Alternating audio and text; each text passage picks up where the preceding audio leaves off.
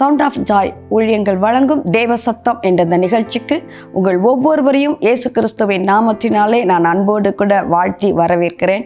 கர்த்தருக்குள் நீங்கள் சந்தோஷமாக இருப்பீர்கள் என்று சொல்லி நான் விசுவாசிக்கிறேன். செய்தியை துவங்குவதற்கு முன்பாக ஒரு சில காரியங்களை உங்களோடு கூட நான் பகிர்ந்து கொள்ளும்படியாய் நான் ஆசைப்படுகிறேன். இந்த நாட்களிலும் தேவனுடைய பெரிதான கிருபையினாலே ஒவ்வொரு வாரமும் புதன்கிழமைகளில் நம்முடைய இல்லத்தில் வைத்து கூட்டங்கள் நடைபெறுகிறது என்பதை மிகவும் சந்தோஷத்தோடு கூட உங்கள் மத்தியிலே தெரிவிக்க நான் வாஞ்சையாக இருக்கிறேன். ஒவ்வொரு புதன்கிழமையிலும் நீங்கள் சுற்றி இருக்கிற தூத்துக்குடி பட்டணத்தை சுற்றி இருக்கிற ஜனங்கள் நீங்கள் வந்து ஜெபத்திலே கலந்து கொள்ளலாம். அதே போல் ஒவ்வொரு மாதமும் கடைசி வெள்ளிக்கிழமையிலே விடுதலை கூட்டங்கள் என்று சொல்லி ஏற்பாடு செய்திருக்கிறோம். அதிலே பிசாசின் பிடியிலிருந்து விடுதலை வேண்டுபவர்கள், வியாதியிலிருந்து விடுதலை வேண்டும் என்று சொல்லுகிறவர்கள், கர்த்தர் எனக்கு அற்புதத்தை செய்ய வேண்டும் என்று சொல்லுகிறவர்கள், மந்திரவாதத்தினால் பில்லிசுனினால் கட்டப்பட்டிருக்கிற ஜனங்கள், அந்த நாட்களிலே உங்களுக்காக விசேஷித்த ஒரு உபவாச கூடுகை நாங்கள் ஏற்பாடு செய்திருக்கிறோம். ஒவ்வொரு மாதமும் கடைசி வெள்ளிக்கிழமை, மறுபடியும் சொல்லுகிறேன், நன்றாக நினைவில் வைத்துக் கொள்ளுங்கள். ஒவ்வொரு மாதமும் கடைசி வெள்ளிக்கிழமைகளிலே இந்த விடுதலையின் கூட்டம் நடைபெறுகிறது, விடுதலையின் உபவாச கூட்டம் நடைபெறுகிறது. ஆகவே பிரச்சனையோடு இருக்கிறவர்கள், போராட்டத்தோடு இருக்கிறவர்கள், கடன் பாரத்தினால் கஷ்டப்படுகிறவர்கள், தேவன் என் வாழ்க்கையிலே ஒரு அற்புதத்தை செய்ய வேண்டும் என்று வாஞ்சிக்கிறவர்கள் இந்த கூட்டத்திலே நீங்கள் வந்து பங்கு பெறும்படி உங்களை நான் இயேசு கிறிஸ்துவின் நாமத்தினாலே நான் வரவேற்கிறேன்.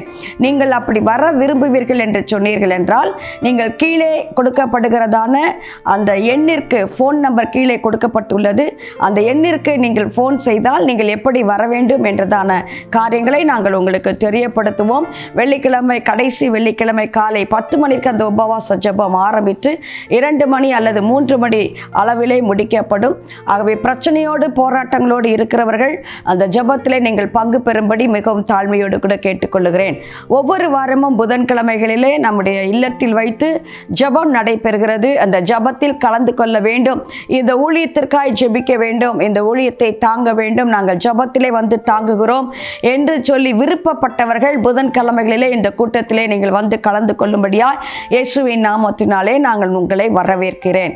தேவனுடைய சத்தம் என்ற அந்த நிகழ்ச்சியிலே கர்த்தர் இந்த நாளிலும் கூட நம்மோடு கூட நிச்சயமாகவே நான் பேசுவார் என்று நான் ஆழமாய் நம்பி இருக்கிறேன். பல தினங்களுக்கு பின்பாக உங்கள் மத்தியிலே வந்து இந்த கர்த்தருடைய வார்த்தையை கொடுக்கும்படி தேவன் எனக்கு பாராட்டின தயவுக்காக நான் தேவனை நான் ஸ்தோத்தரிக்கிறேன். ஒரு நிமிடம் கூட நம்முடைய தலைகளை தாழ்த்தி நாம் ஆண்டவரை நோக்கி பார்த்து நாம் ஜெபிக்கலாமா? கர்த்தர் நம்மோடு கூட பேசும்படியாக தலைகளை தாழ்த்தி தேவனுடைய முகத்தை நாம் நோக்கி பார்த்து, ஆண்டவரே இந்த நாளில் என்னோடு கூட பேசுமையா என்று சொல்லி யாரெல்லாம் நீ உண்மையாய் தேவனிடத்திலே ஜெபிக்கிறீர்களோ இந்த நாளிலே கர்த்தர் நிச்சயமாகவே உங்கள் மத்தியிலே இறங்கி பேசுவார். பேசுவது மாத்திரமல்ல, அவர் உங்களுக்கு அற்புதத்தை செய்கிற தேவனாய் நம் மத்தியிலே அசைவாடி கொண்டிருக்கிறார். அன்பின் பரலோக பிதாவே, இந்த ஆசீர்வதிக்கப்பட்ட நாளுக்காய் நாங்கள் உம்மை ஸ்தோத்திரிக்கிறோம், உம்மை துதிக்கிற ராஜா, உமக்கு நன்றி செலுத்துகிறோம். தகப்பனே, நீர் பேசுவீராக. ஒரு மனிதன் எங்களிடத்திலே பேச வேண்டாம் ஆண்டவரே, தேவ சத்தத்தை நாங்கள் கேட்கும்படியாய் நாங்கள் வாஞ்சையோடு நிற்கிறோம் அப்பா. எவ்வளவோ போராட்டத்தின் மத்தியிலும், பாடுகளின் மத்தியிலும், உபத்திரவத்தின் மத்தியிலும் கடந்து செல்லுகிற என்னுடைய ஜனங்களுக்காக இந்த நாளிலும் நீர் ஆவியானவர் பேச வேண்டுமாய் நாங்கள் ஜெபிக்கிறோம் ஆண்டவரே. வாயாக உம்முடைய கரத்திலே அடியாளை ஒப்புக் கொடுக்கிறேன், வார்த்தையாக பரிசுத்த ஆவியானவர் நீர் வெளிப்படுவீராக. ஒவ்வொருடைய இருதயத்திற்கும் ஏற்ற வார்த்தைகளை தேவன் கொடுக்க வேண்டுமாய் ஜெபிக்கிறோம் ஆண்டவரே. ஒவ்வொருவரும் எந்த பிரச்சனையில் இருக்கிறார்கள், போராட்டத்தில் இருக்கிறார்கள், உமக்கு தெரியும் ராஜா. இந்த நாளில் அவர்களுக்கு ஒரு விடுதலை வேண்டும் ஆண்டவரே. என் தேவன் நிச்சயமாகவே என் ஜனங்களுக்கு நீர் கிரியை செய்ய வேண்டும். இந்த நாளிலே தேவ மகிமையை இவர்கள் காண வேண்டும் ஆண்டவரே. இயேசுவே தேவன் என்று சொல்லும்படியாக என் ஜனங்களுக்கு கர்த்தர் நீர் இரக்கம் பாராட்டும்படியாய் உம்முடைய சமூகத்திலே எங்களை தாழ்த்துகிறோம். நீர் வெளிப்படுவீராக, உம்முடைய மகிமை வெளிப்படுவதாக. இயேசுவின் நாமத்திலே ஜெபிக்கிறேன் ஜெபங்களும் நல்ல பிதாவே, ஆமென்.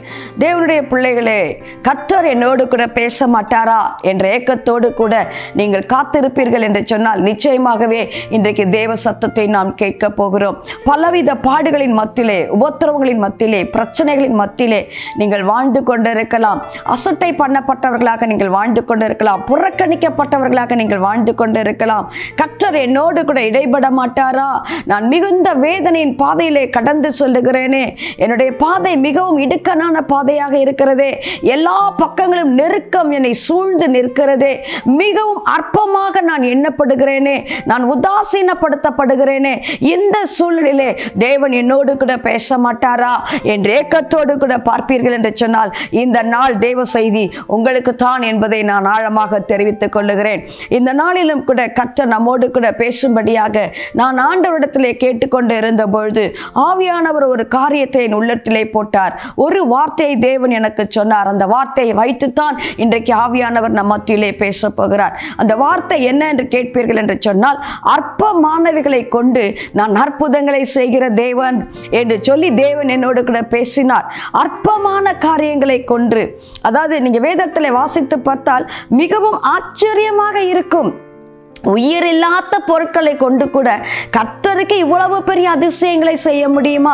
சாதாரணமான ஒரு பொருட்களை கொண்டு தேவனுக்கு ஒரு அற்புதத்தை செய்ய முடியுமா என்று பார்க்கும் பொழுது நம்முடைய தேவன் எதையும் செய்ய வல்லவராய் இருக்கிறார் என்பதை நாம் வேதத்திலே நம்மால் விளங்கி கொள்ள முடியும். அற்பமாய் இருக்கிறவர்களை கொண்டு தேவன் அற்புதமான காரியங்களை நம்முடைய வாழ்க்கையிலே செய்ய தேவன் உண்மையுள்ளவராக இருக்கிறார். அற்பமான காரியங்களை கொண்டு மாத்திரம் அல்ல, இரண்டாவதாக ஆவியானவர் என்னோடு இடைப்பட்டார். அற்பமானவர்களை கொண்டும் ஆச்சரியமான காரியங்களை செய்ய நான் வல்லமையுள்ள தேவனாக இருக்கிறேன் என்று சொல்லி தேவன் என்னோடு கூட இடைப்பட்டார். அதை வைத்துதான் இந்த நாளிலே நாம் கர்த்தருடைய வார்த்தையை நாம் தியானிக்க போகிறோம். ஒருவேளை நான் அற்பமானவள் என்று நீங்கள் சொல்லலாம், நான் அற்பமானவன் என்று சொல்லலாம், நான் உதாசீனப்படுத்தப்பட்டவன் என்று சொல்லலாம், நான் இழிவாய் இருக்கிற ஒரு வாழ்க்கை, என்னுடைய வாழ்க்கை மிகவும் ஒரு இழிவான ஒரு வாழ்க்கை என்று சொல்லலாம், எண்ணமற்று போன ஒரு வாழ்க்கை என்று நீங்கள் சொல்லலாம், ஒருவரும் விரும்பத்தகாத வாழ்க்கை நான் வாழ்கிறேன் என்று நீங்கள் சொல்லலாம், நான் வெட்கப்பட்ட சூழ்நிலையிலே நான் இருந்து கொண்டிருக்கிறேன், அவமானப்படுத்தப்பட்ட சூழ்நிலையிலே இருக்கிறேன், நான் நிந்தையான பாதையிலே நான் கடந்து போய் கொண்டிருக்கிறேன் என்று சொல்லுகிறவர்களாய் நீங்கள் இருக்கலாம். ஆனால் நீங்கள் ஒன்றை தெரிந்து கொள்ளுங்கள், அப்படிப்பட்ட சூழ்நிலையில் நீங்கள் கடந்து வருவீர்கள் என்று சொன்னால் ஒன்றை ஆழமாக தெரிந்து கொள்ளுங்கள், நிச்சயமாகவே நீங்கள் கர்த்தருக்குள்ளே சந்தோஷமாவீர்கள். உங்களோடு கூட தான் கர்த்தர் இருக்கிறார் என்ற நற்செய்தியை இன்றைக்கு ஆவியானவர் உங்களுக்கு தெரியப்படுத்துகிறார். தேவ பிள்ளைகளே, உள்ளவைகளை அவமாக்கும்படி தான் தேவன் இழிவானவைகளை தெரிந்து கொண்டார் என்று வேதத்திலே நாம் வாசிக்கிறோம். நீங்கள் சொல்லலாம், நான் அவமாக்கப்பட்டபடியான ஒரு வாழ்க்கை நான் வாழ்ந்து கொண்டிருக்கிறேன் என்று சொல்வீர்கள் என்று சொன்னால், நாம் வேதத்தை திருப்பிக் கொள்ளுவோம். 1 கொரிந்தியர் 1வது அதிகாரம் 28வது வசனம். 1 கொரிந்தியர் 1வது அதிகாரம் 28வது வசனம். உள்ளவைகளை அவமாக்கும்படி தேவன் உலகத்தில் இழிவானவைகளையும் அற்பமாய் எண்ணப்பட்டவைகளையும் இல்லாதவைகளையும் தேவன் தெரிந்து கொண்டார். தேவன் எப்படி தெரிந்து கொள்ளுகிறார் பாருங்கள். அந்த இடத்துல 27வது வசனம் சொல்லப்படுகிறது, ஞானவான்களை வெட்கப்படுத்தும்படியாய் தேவன் பைத்தியமானவர்களை கர்த்தர் தெரிந்து கொள்ளுகிறார், பலவான்களை வெட்கப்படுத்தும்படியாய் பலவீனர்களை கர்த்தர் தெரிந்து கொள்ளுகிறார், ஐஸ்வர்யவான்களை வெட்கப்படுத்தும்படியாய் தரித்திரர்களை தேவன் தெரிந்து கொள்ளுகிறார். தேவ பிள்ளைகளே, ஒருவேளை நீங்களும் கூட அப்படிப்பட்ட ஒரு வாழ்க்கையிலே வாழ்ந்து கொண்டிருக்கிறவர்களா இருக்கலாம். பைத்தியக்காரனை போல நீங்கள் பிறருக்கு தெரியலாம், இவன் பைத்தியம் என்று சொல்லத்தக்கதான ஒரு சூழ்நிலையிலே நீங்கள் இருக்கலாம். ஆனால் கர்த்தர் சொல்லுகிறார், நீங்கள் பலவீனராக இருக்கலாம். ஆண்டவர் சொல்லுகிறார், இன்றைக்கு கர்த்தர் உங்களை பார்த்து சொல்லுகிறார், நான் தரித்திரனாய் இருக்கிறேனே என்று நீங்கள் சொல்லலாம். கர்த்தர் சொல்லுகிறார், உன்னைத்தான் மகளே, உன்னைத்தான் மகனே நான் தெரிந்து கொண்டேன் என்று சொல்லி கர்த்தர் சொல்லுகிறார். எதற்கு தெரியுமா? ஞானவான்களை வெட்கப்படுத்தும்படியாக. ஹல்லேலூயா சொல்லலாமா? ஞானவான்கள் வெட்கப்படுத்தும்படியாக. நான் எவ்வளவு பெரிய ஞானவான், நான் எல்லாவற்றிலும் கற்று தேர்ந்தவன், எனக்கு தெரியாதது என்ன இருக்கிறது என்று சொல்லி தலை நிமிர்ந்து நடக்கிறவர்கள் மத்தியிலே பைத்தியம் போல இருக்கிற உங்களைத்தான் இன்றைக்கு கர்த்தர் அழைக்கிறார். உங்களைத்தான் கர்த்தர் தெரிந்து கொண்டிருக்கிறார். உங்களோடு கூட தான் தேவன் இருக்கிறார். வேதம் அழகாய் தெளிவாய் சொல்லுகிறது. 1 கொரிந்தியர் 1:28 உள்ளவைகளை அவமாக்கும்படி தேவன் உலகத்தில் இழிவானவைகளையும் அற்பமாய் எண்ணப்பட்டவைகளையும் இல்லாதவைகளையும் தேவன் தெரிந்து கொண்டார். நீங்க சொல்லலாம், நான் இழிவான சூழ்நிலையிலே வாழ்ந்து கொண்டிருக்கிறேன், அற்பமா எண்ணப்பட்டவளா இருக்கிறேன், இல்லாதவைகளை தேவன் தெரிந்து கொள்ளுகிறார். உங்ககிட்ட ஒண்ணுமே இல்லை, எனக்கு ஒரு தகுதியும் கிடையாது என்று சொல்லுகிறீர்களா? தேவனுடைய பார்வையிலே அதுதான் தகுதியாக இருக்கிறது. அவமானத்தின் பாதையிலே கடந்து வந்து கொண்டிருக்கிறீர்களா? நிந்தையை அனுபவித்துக் கொண்டிருக்கிறீர்களா? கவலைப்படாதீர்கள் தேவ ஜனமே. கர்த்தர் உங்களைத்தான் தெரிந்து கொண்டார். தேவன் உங்களோடு கூட தான் இருக்கிறார். அவர் அற்பமானவைகளை தெரிந்து கொள்ளுகிற தேவன். நாம் இன்ற நாளிலே நாம் பார்க்க போகிறோம். அற்பமானவைகளை கொண்டு அற்புதங்களை செய்கிற தேவன், அற்பமானவர்களை கொண்டு ஆச்சரியமான காரியங்களை செய்கிற தேவன் என்ற தலைப்பிலே இந்த நாளிலே நாம் பார்க்க போகிறோம். தேவனுடைய பிள்ளைகளே, முதலாவது நாம் அற்பமானவர்களை கொண்டு தேவன் எப்படி அற்புதங்களை செய்கிறார் என்று சொல்லி நாம் பார்க்கலாமா? யாத்ராகமம் 4வது அதிகாரம் 2வது வசனம் எடுத்து வாசித்து பார்ப்போம். யாத்ராகமம் 4வது அதிகாரம் 2வது வசனம். அதிலே தேவன் மோசேயை பார்த்து கேட்கிறார், உன் கையில் இருக்கிறது என்ன என்று சொல்லி மோசேயை பார்த்து தேவன் அந்த இடத்திலே கேட்கிறார். இந்த மோசேயார் இஸ்ரவேல் ஜனங்களை எகிப்திலிருந்து விடுதலையாக்கி கொண்டு வரும்படியாக தேவனால் தெரிந்து கொள்ளப்பட்ட ரட்சகன். இந்த மோசே லேவி கோத்திரத்தை சேர்ந்தவர். அந்த எகிப்து தேசத்திலே இவர்கள் 400 ஆண்டுகள் இஸ்ரவேல் ஜனங்கள் அடிமைப்பட்டிருந்த ஒரு காலம். அந்த நாட்களிலே பார்வோன் மிகவும் ஜனங்களை நெருக்கின ஒரு காலம். எவ்வளவாய் இந்த ஜனங்களை நெருக்கினார்களோ அவ்வளவாய் ஜனங்கள் பெருகினார்கள் என்று நாம் பார்க்கிறோம். அது மாத்திரமல்ல, யாத்ராகமம் 1வது அதிகாரம் 9வது வசனம் நீங்கள் வாசித்து பார்ப்பீர்கள் என்று சொன்னால், எபிரேயர் அந்த எகிப்தியரை பார்க்கிலும் பலவான்களாய் இருந்தார்கள் என்று வேதம் சொல்லுகிறது. தேவ பிள்ளைகளே, தேவனுடைய பிள்ளைகள் எப்படி இருந்தார்களாம்? அந்த எகிப்தியர்களை பார்க்கிலும் இவர்கள் பலவான்களாய் இருந்தார்கள் என்று வேதம் சொல்லுகிறது. அதனாலே அவர்கள் ஒரு தந்திரம் செய்கிறார்கள். யாத்ராகமம் 1வது அதிகாரம் 10வது வசனத்தை நீங்கள் வாசித்து பார்ப்பீர்கள் என்றால், அவர்கள் பெருகி போகாதபடிக்கு நம்மோடு கூட அவர்கள் பெருகி அவர்கள் பகைஞரோடு கூட சேர்ந்து நம்மோடு கூட யுத்தம் செய்யாதபடிக்கு இவர்கள் என்ன செய்ய வேண்டும்? இவர்கள் நம்முடைய தேசத்தை விட்டு போகாதபடிக்கு இவர்களை நெருக்க வேண்டும் என்று சொல்லி அங்கு பார்வோன் ராஜா ஒரு உபாய தந்திரத்தை அங்கு செய்கிறான். அது செய்து யாத்ராகமம் 1வது அதிகாரம் 11வது வசனம் வாசித்து பாருங்கள். சுமை சுமக்கும்படியாக அவர்களை ஒடுக்கினான். 1:12 வாசிச்சு பாருங்க. ஒடுக்க ஒடுக்க ஒடுக்க எந்த அளவிற்கு பார்வோன் இஸ்ரவேல் ஜனங்களை ஒடுக்கினானோ அந்த அளவிற்கு ஜனங்கள் பெருகினார்கள். தேவ ஜனங்கள் பெருகினார்கள். அது மாத்திரமல்ல, அவர்கள் பெருக பெருக அவன் என்ன செய்கிறான்? 1:13 யாத்ராகமம் 1:13 வாசித்து பார்த்தீர்களா? இன்னும் கொடுமையாய் அவர்களை வேலை வாங்கினான். செங்கல் அறுக்கும்படியாக அவர்களை கொடுமையாய் வேலை வாங்கினான். எப்படி என்று சொன்னால், எபிரேய ஜனங்கள் தங்களுடைய ஜீவனை கசப்பாக எண்ணும்படியாக வேலை வாங்கினான் என்று சொல்லி நாம் வாசிக்க முடிகிறது. தேவ பிள்ளைகளே, இன்றைக்கு உங்களுடைய வாழ்க்கை கூட அப்படி இருக்கிறதா? தேவனை ஆராதிக்க முடியவில்லை, தேவனை தேட முடியவில்லை, என் வாழ்க்கையிலே சுமை மிகவும் பாரமாக இருக்கிறது, என் வாழ்க்கையிலே கவலை பெருகி கொண்டு போய் இருக்கிறது, என் ஜீவன் எனக்கு கசப்பா இருக்கிறது, நான் ஏன் உயிரோடு கூட வாழ்கிறேன் என்று எனக்கு தெரியவில்லை சகோதரியே. என் உயிர் எனக்கு கசப்பாய் இருக்கிறது, எனக்கு உயிரோடு கூட வாழவே வேண்டாம் என்று சொல்லி அப்படிப்பட்ட சூழ்நிலையை நீங்கள் கடந்து போய் கொண்டு இருக்கிறீர்களோ?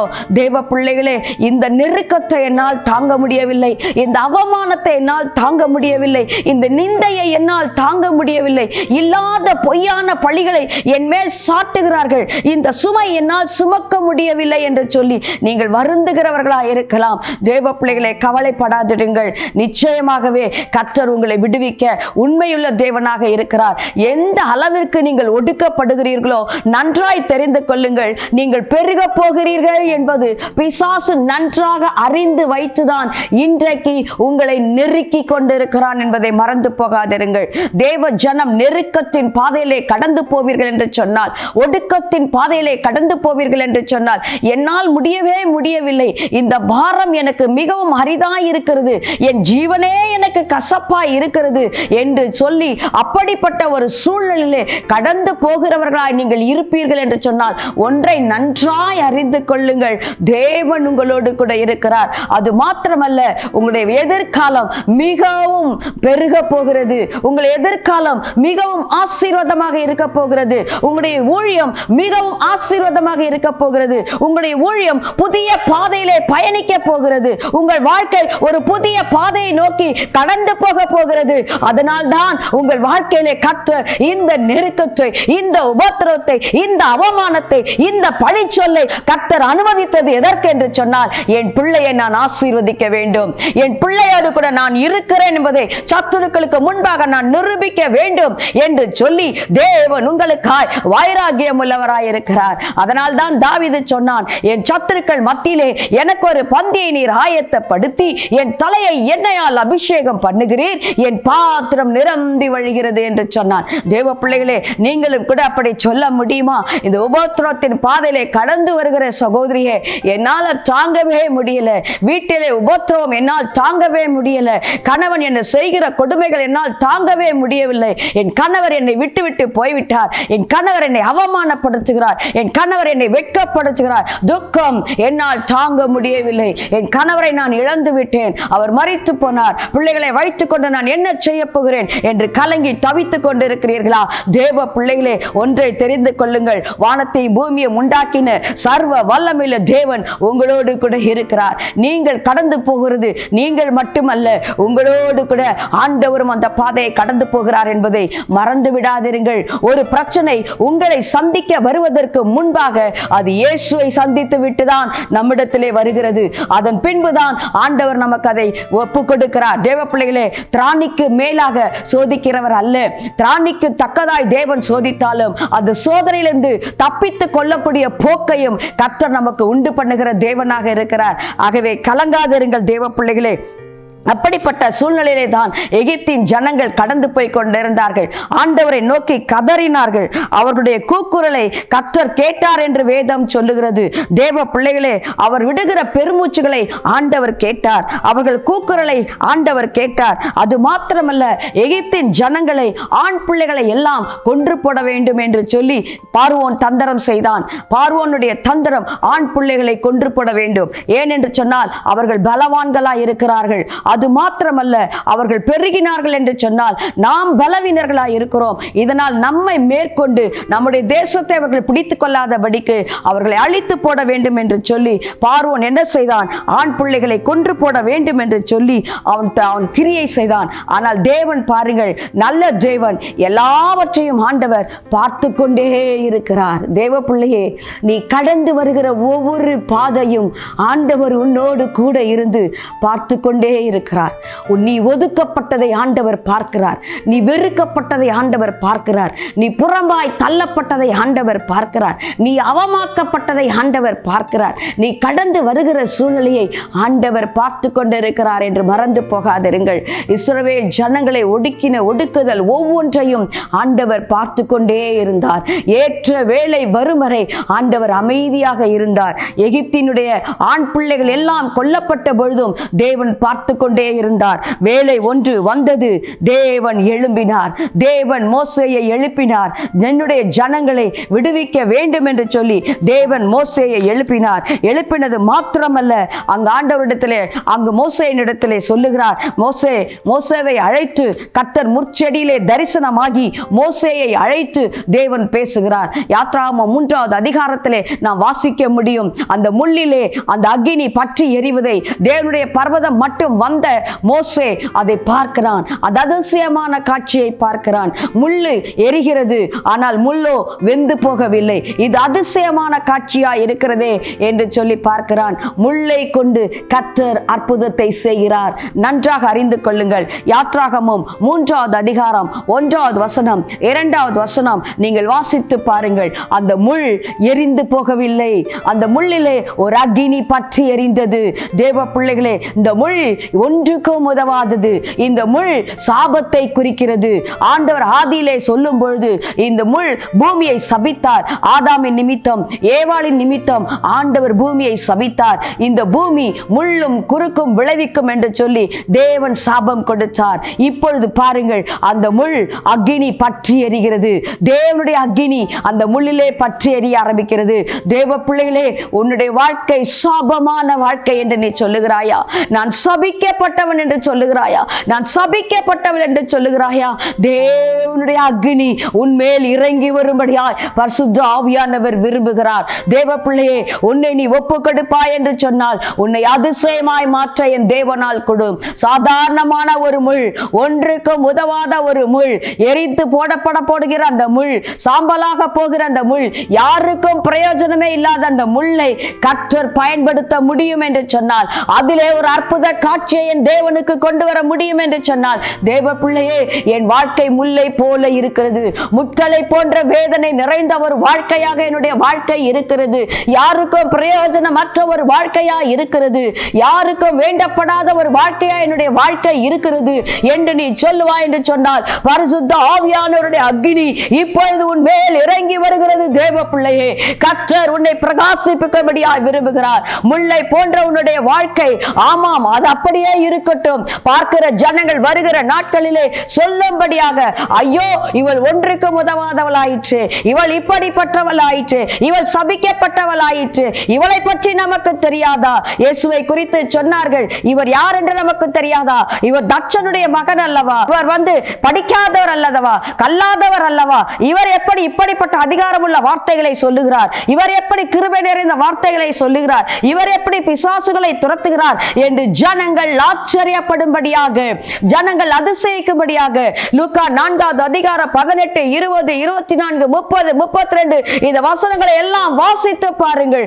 தேவ பிள்ளைகளே, எல்லாரும் ஆச்சரியப்படும்படியாய், இந்த வார்த்தை எப்படிப்பட்டதோ, அதிகாரம் உள்ளவராய் இவர் பிரசங்கிக்கிறாரே என்று ஆச்சரியப்படும்படியாய் தேவன் உயர்த்தினார். தேவ பிள்ளையே, அவர்கள் சொன்னார்கள், தட்சனுடைய பிள்ளை அல்லவா, இவர் கல்லாதவர் அல்லவா?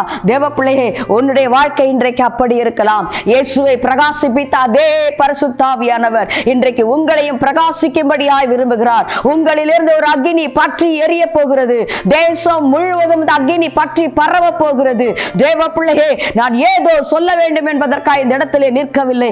ஏதோ பிரசங்கிக்க வேண்டும் என்பதற்காக இந்த இடத்திலே நிற்கவில்லை. நான் எப்பொழுதும் எங்கள் வீட்டிலே சொல்லுவேன், கர்த்தர் எனக்கு வார்த்தையை கொடுக்காவிட்டால் நான் இந்த டிவி ஊழியத்திற்கு வரமாட்டேன். கர்த்தர் வார்த்தையை கொடுத்தால் வந்து பிரசங்கிப்பேன், இல்லை என்று சொன்னால் நான் வரமாட்டேன் என்று சொல்லிவிடுவேன். அது எத்தனை நாட்கள் ஆனாலும் சரி, என் உள்ளத்திலே ஆவியானவர் வார்த்தையை போட்டால் மாத்திரம்தான் இந்த இடத்திலே நான் வந்து நிற்பேன் என்று கர்த்தருக்கு சாட்சியாக நான் சொல்ல ஆசைப்படுகிறேன். இந்த நாளிலும் பரிசுத்த ஆவியானவர் சொல்லுகிறார், முல்லை போன்ற உன்னுடைய வாழ்க்கையை கர்த்தர் ஆசீர்வாதமாய் மாற்றப் போகிறார். கசப்பான உன் வாழ்க்கையை தேவன் ஆசீர்வாதமாய் மாற்றப் போகிறார். என் வாழ்க்கை கசந்து விட்டது, என் வாழ்க்கை மாறாவாய் இருக்கிறது. மாறா என்று சொன்னால் அதிக கசப்பு நிறைந்தது. அப்படிப்பட்ட ஒரு வாழ்க்கை என்று சொல்லுகிறீர்களா? அந்த கசப்பை தேவன் மதுரமாக மாற்றப் போகிறார். தேவன் மதுரமாக மாற்றப் போகிறார். அற்புதமான வாழ்க்கையாக கர்த்தர் மாற்றப் போகிறார். நாம் பார்த்து கொண்டிருக்கிறோம், ஒரு சபிக்கப்பட்ட ஒரு முள்ளை கொண்டு தேவன் அற்புதத்தை செய்து ஒரு மோசேயை கர்த்தர் உருவாக்கி எகிப்திற்கு கொண்டு வந்து அவர் 10 அற்புதங்களையும் செய்து அதிசயங்களை செய்து தம்முடைய ஜனங்களை விடுவித்து கொண்டு வருவாரே. ஆனால் தேவ பிள்ளையே, உன்னை கொண்டு அதை பார்க்கிலும் பெரிய காரியங்களை செய்ய என் தேவன் வல்லமையுள்ள தேவனாக இருக்கிறார். வாசிப்போம். யாத்ராகமம் 4வது அதிகாரம் 2வது வசனம். ஆண்டவர் கேட்கிறார், மோசேயை அழைத்து இஸ்ரவேல் ஜனங்களை விடுவித்து கொண்டு வரும்படியாய் அனுப்பும் பொழுது ஆண்டவர் கேட்கிறார், உன் கையில் இருக்கிறது என்ன என்று சொல்லி. அப்பொழுது மோசே சொல்லுகிறார், ஆண்டவரே, என்னிடத்திலே இருப்பது ஒரு கோல். அது என்னது? ஒரு கோல். அந்த கோல் எதற்கு பயன்பட்டது? அவன் ஆடுகளை மேய்த்து கொண்டிருந்தான். 40 ஆண்டுகள் அவன் ஆடுகளை, மீதியானுடைய தேசத்திலே தன் மாமனுடைய ஆடுகளை 40 ஆண்டுகள் அவன் ஆடுகளை மேய்த்து கொண்டிருந்தான். அந்த ஆடுகளை மேய்க்கும்படியாக உதவினதுதான் அந்த கோல். அந்த ஆடுகளை நேராக நடத்தும்படியாக, அந்த ஆடுகளை சீராய் கொண்டு வரும்படியாக, அந்த ஆடுகளுக்கு இலைகளை எடுத்து கொடுக்கும்படியாக உதவப்பட்ட அந்த கோல் தான் அவருடைய கரத்திலே இருந்தது. அவரிடத்திலே வேறு ஒன்றும் இருக்கவில்லை. தேவ பிள்ளைகளே, உங்களுடைய கரத்திலே ஒன்றும் இல்லாமல் இருக்கலாம். நீங்கள் வெறுமையான ஒரு பாத்திரமாக இருக்கலாம். இந்த நாளிலே நீங்கள் ஆண்டவருடைய கரத்திலே ஒப்புக் கொடுப்பீர்கள் என்று சொன்னால் அதிசயங்களை காண்பீர்கள்.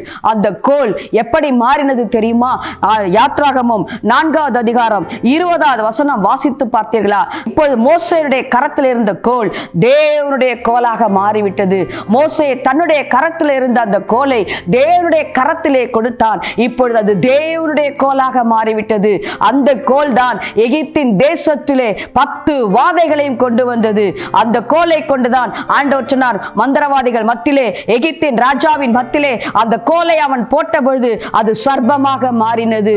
அது சர்ப்பமாக மாறின உடனே மற்ற மந்திரவாதிகள், எகிப்து தேசத்தில் இருந்த மந்திரவாதிகள் எல்லாரும் அவர்கள் தங்கள் கோல்களை போட்டார்கள். அந்த இடத்திலே அந்த எல்லா கோல்களும் பாம்பாக மாறினது. இதை பார்த்த பொழுது மோசே ஆச்சரியப்பட்டு நின்றான். ஆண்டவரே, விடுவிக்கும்படியாய் அனுப்பினீரே, இப்பொழுது இங்கே இப்படி நடக்கிறதே என்று அவனுடைய உள்ளத்திலே ஒரு சோர்வு வந்திருக்கும். அவனுடைய இருதயத்திலே ஒரு பயம் கலந்ததான ஒரு உணர்வு வந்திருக்கும். ஐயோ, இந்த ஜனங்களை நான் எப்படி மீட்டு கொண்டு வரப்போகிறேன், நீர் சொன்னீரே, ஆனால் இப்பொழுது அவ்வளவும் பாம்பாக இருக்கிறதே என்று அவன் அதிசயப்பட்டு நிற்கிற வேளத்திலே ஒரு காரியம் நடந்தது. மோசேயினுடைய கோல் எல்லா பாம்புகளையும், மோசே கோல் போட்ட பொழுது பாம்பாய் மாறினதே, இப்பொழுது அந்த பாம்பு எல்லா சர்ப்பத்தையும் விழுங்கிவிட்டு அது அப்படியே நின்றது. தேவ பிள்ளைகளே, உங்களுக்கு எதிராக தேவன் அழைத்த அழைப்புக்கு விரோதமாக, கர்த்தர் தெரிந்து கொண்ட பாத்திரத்திற்கு விரோதமாக, தேவ கரத்திலே பயன்படுகிற ஒரு பாத்திரமாய் நீங்கள் இருப்பீர்கள் என்று சொன்னால், உங்களுக்கு விரோதமாக எத்தனை வலு சர்ப்பங்கள் எழும்பினாலும் சரி, எத்தனை மனிதர்கள் எழும்பினாலும் சரி, எத்தனை போராட்டங்கள் வந்தாலும் சரி, எத்தனை அவமானங்கள் நிந்தைகள் உங்களை சூழ்ந்து கொண்டாலும் சரி, தேவன் உங்கள் பட்சத்தில் இருக்கும் பொழுது உங்களுக்கு விரோதமாய் நிற்பவன் யார்? கர்த்தர் அற்புதங்களை செய்யும்படியாய் இந்த நாளிலே நம் மத்தியிலே இறங்கி இருக்கிறார். எல்லா வலு சர்ப்பங்களையும் விழுங்கி போட்டு நின்றதை போல தேவ பிள்ளைகளே, எல்லாவற்றையும் விழுங்கி முற்றும் முடிய ஜெயம் பெறுகிற கிறிஸ்துவினாலே நீங்களும் ஜெயம் பெற்றவர்களாய் எழும்புவீர்கள். ஒரு ஜெயத்தின் சந்ததி, ஒரு ஜெய கம்பீரத்தோடு கூட தேசத்திலே எழும்ப போகிறது. இன்றைக்கு எங்கு பார்த்தாலும், அன்றைக்கு எப்படி எகிப்தின் ஜனங்கள் ஒடுக்கப்பட்டார்களோ, இன்றைக்கு அதே காரியங்களை நாம் இந்திய தேசத்திலே நாம் பார்த்து கொண்டு இருக்கிறோம். நம்முடைய ஜனங்கள் ஒடுக்கப்படுகிறார்கள். நார்த் இந்தியாவிலே மாத்திரமல்ல, இங்கு தமிழ்நாட்டிலேயும் அநேக இடத்திலேயும் நாம் சொல்ல முடியாதபடி ரகசியமாய் எத்தனையோ தேவ ஆலயங்கள் இடிக்கப்பட்டு கொண்டிருக்கிறது. கிறிஸ்தவர்கள் கொல்லப்பட்டு கொண்டிருக்கிறார்கள், தூஷிக்கப்படுகிறார்கள், வையப்படுகிறார்கள், நெருக்கப்படுகிறார்கள், எத்தனையோ உபத்திரவங்களை அனுபவித்துக் கொண்டிருக்கிறார்கள். ஆனால் ஒன்றை தெரிந்து கொள்ளுங்கள், ஆண்டவர் பார்த்து கொண்டு சும்மா இருக்க தேவன் அல்ல. ஆண்டவர் நடக்கட்டும் என்று வேடிக்கை பார்த்து கொண்டிருப்பவர் அல்ல. என் ஜனங்கள் சாகட்டும் என்று விட்டு விடுகிறவர் அல்ல. தேவன் நிச்சயமாகவே எழும்பினார். ஹல்லேலூயா, ஹல்லேலூயா. ஐஸ்வர்யவான்களை வெட்கப்படுத்தும்படியாய் தரித்திரரான கர்த்தர் உங்களை அழைக்கிறார். இந்த நாளிலும் அவருடைய அழைப்பிற்கு ஒப்பு கொடுத்து ஆண்டவரிடத்திலே மனம் திரும்புவோமா? ஹல்லேலூயா, ஹல்லேலூயா. கர்த்தர் நிச்சயமாக உங்களுக்கு அற்புதமான காரியங்களை செய்யும்படியாய், அன்றைக்கு தேவன் எப்படி செய்தாரோ இன்றைக்கும் கர்த்தர் உங்களுக்கு அற்புதங்களை செய்யும்படியாய் கர்த்தர் இன்றைக்கு உங்கள் மத்தியிலே இறங்குகிறார். ஒரு சாதாரணமான அற்பமான சமாரியால இருந்த அந்த ஸ்திரீயை கொண்டு ஒரு கிராமத்தையே கர்த்தர் ரட்சித்த தேவன். ஒரு சாதாரணமான ஒரு வேசியா இருந்த ராகாப்பை கொண்டு அந்த முழு ஜனங்களுக்கு விடுதலை கொடுத்த தேவன். அந்த சந்ததியிலே பிறந்த ஆண்டவராகிய இயேசு கிறிஸ்து இன்றைக்கு உங்களுடைய சந்ததியிலே பிறக்கும்படியாய், உங்கள் மூலமாய் அவருடைய நாமத்தை மகிமைப்படுத்தும்படியாய் ஆண்டவராகிய இயேசு உங்களை அழைக்கிறார். அவருடைய கரத்திலே நம்மை ஒப்புக் கொடுக்கமா? இன்றைக்கு தேவ ராஜ்யத்தை கட்டும்படியாக இப்படிப்பட்டவர்களை தான் ஆண்டவர் தேடிக்கொண்டிருக்கிறார். தாழ்மை உள்ளவர்களே, வெறுமையானவர்களே, கண்ணீரின் பாதையிலே நடந்து கொண்டிருக்கிறவர்களே, அவமானத்திலும் நிந்தையிலும் நடந்து கொண்டிருக்கிறவர்களே, ஐயோ இந்த வாழ்க்கை எனக்கு போதும் என்று அழுது கொண்டிருக்கிறீர்களா? இனிதான் உங்கள் வாழ்க்கை ஆரம்பமாக போகிறது. என் வாழ்க்கை முடிய போகிறது நினைக்கிறீங்களா? இல்லை மகளே, இனிதான் உன் வாழ்க்கை ஆரம்பமாக போகிறது. இனிதான் கர்த்தர் தம்முடைய கரத்திலே உன்னை எடுக்க போகிறார். எப்பொழுது மனிதர்கள் உங்களை தள்ளினார்களோ அப்பொழுதுதான் கர்த்தர் தம்முடைய கரத்திலே நம்மை தூக்குகிற தேவனாய் இருக்கிறார். மனிதர்கள் தள்ளிவிட்டார்களே என்று கலங்காதிருங்கள். கர்த்தர் தம்முடைய கரத்திலே உங்களை உயர்த்துவார். தாழ்மை உள்ளவனை கர்த்தர் உயர்த்துகிற தேவனாய் இருக்கிறார். ஹல்லேலூயா. உமக்கு நன்றி செலுத்துகிறோம். இந்த நாளின் தேவ வார்த்தையின்படியே அற்பமானவைகளை கொண்டு அற்புதங்களை செய்கிற தேவன், அற்பமானவர்களை கொண்டு ஆச்சரியங்களை செய்கிற தேவனாய் இன்றைக்கு நீர் எங்களுக்கு வெளிப்பட்டு இருக்கிறீர் சுவாமி. உம்முடைய கரத்திலே எங்களை தாழ்த்துகிறோம் ஆண்டவரே, வெறுமையாக்குகிறோம். எங்களோடு கூட கர்த்தர் இருக்கிறீர் என்பதை இந்த நாளிலே நாங்கள் அறிந்து கொண்டோம் ஆண்டவரே. நிச்சயமாய் நீர் பெரிய காரியங்களை எங்களுடைய வாழ்க்கையிலே செய்வதற்காய் ஸ்தோத்திரம். ஒரு அக்கினி இவர்கள் மேல் அனுப்புவதற்காய் ஸ்தோத்திரம். உம்முடைய நாமத்தை ஆண்டவரே இவர்களை கொண்டு இந்த பூலோகத்திலே நீர் மகிமைப்பட போகிறபடியா ஸ்தோத்திரம். தேவ ராஜ்யம் கட்டப்பட போகிறபடியா ஸ்தோத்திரம். ஆசீர்வதியும் இயேசுவின் நாமத்தில் பிதாவே. ஆமென், ஆமென். மறுபடியும் கூட நான் உங்களோடு கூட இந்த காரியத்தை அறிவிக்க விரும்புகிறேன். ஒவ்வொரு புதன்கிழமையிலும் நம்முடைய இல்லத்தில் வைத்து ஜெபங்கள் நடைபெறுகிறது. கலந்து கொள்ள வேண்டும் என்று விரும்புகிறவர்கள் எங்களை தொடர்பு கொள்ளுங்கள். அதே போல ஒவ்வொரு மாதம் கடைசி வெள்ளிக்கிழமையிலையும் விடுதலையின் கூட்டம், பிரச்சனையிலே, போராட்டங்களிலே, கண்ணீரிலே, பிசாசின் பிடியிலே, உபத்திரவத்திலே இருக்கிறவர்கள், மந்திரவாத கட்டு, பீலிசுனை கட்டு என்று சொல்லுவீர்கள் என்று சொன்னால் அந்த நாட்களிலே நீங்கள் கடந்து வரலாம். எங்களோடு கூட தொடர்பு கொண்டால் நீங்கள் எப்படி வர வேண்டும் என்று நாங்கள் தெரியப்படுத்துவோம். எங்களோடு கூட கடந்து கொள்ளுங்கள். வருகிற 15ஆம் தேதி, ஆகஸ்ட் 15ஆம் தேதி சிவகாசியிலே வைத்து ஒரு மீட்டிங் அரேஞ்ச் பண்ணியிருக்கிறாங்க. அங்கு சிவகாசியை சுற்றி இருக்கிறவர்கள் அந்த மீட்டிங்கிலே கலந்து கொண்டு தேவ ஆசீர்வாதங்களை பெற்றுக்கொள்ளும்படியாக உங்களை அன்போடு கூட அழைக்கிறேன். கர்த்தர் உங்கள் ஒவ்வொருவரையும் தனித்தனியாக தேவன் ஆசீர்வதிப்பாராக. ஆமென்.